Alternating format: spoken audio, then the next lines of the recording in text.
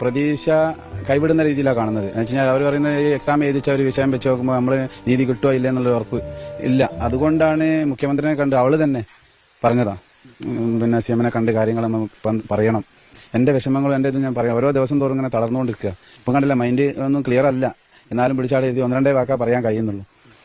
രാത്രി ആയി കഴിഞ്ഞാൽ ഉറക്കില്ല, ഭക്ഷണം വരേക്കില്ല, അങ്ങനത്തെ ഉള്ള സ്റ്റേജിൽ ഇങ്ങനെ പോവാം. ഇന്നലെ ഡോക്ടർമാർ വന്നു, കാര്യങ്ങളൊക്കെ അവതരിപ്പിച്ച് ഒരു പറഞ്ഞ എത്രയും പെട്ടെന്ന് കോളേജിലേക്ക് കൊണ്ടുപോകണമെന്ന് പറഞ്ഞു.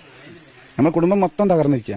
അപ്പം പിന്നെ നമ്മൾ ഈ അങ്ങാടിയിൽ ഇറങ്ങുന്ന സമയത്ത് ഇവരെ ഈ മോശി പിടിച്ച കളിയും കാര്യങ്ങളും കാണുന്നവരും നമ്മളോട് എന്ത് ചെയ്യാണ്, ഒന്നുകൂടി പ്രതികളുടെ ആളുകൾ.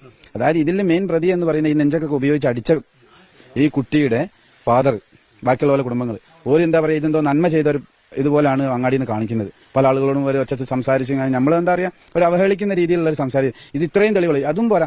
ഈ അവന്റെ ഒരു കുട്ടി, ചെറിയ മകള് ഇവിടെ പഠിക്കുന്നുണ്ട്, ഇവിടെ കാരടി സ്കൂളിൽ. അവിടെ ഏതോ ഒരു പേരൻസ്, അല്ല ചെറിയൊരു കുട്ടി അവളോട് ചോദിച്ചു, കൂടെ പഠിക്കുന്ന നിന്റെ ജ്യേഷ്ഠനല്ലേ ഇങ്ങനെ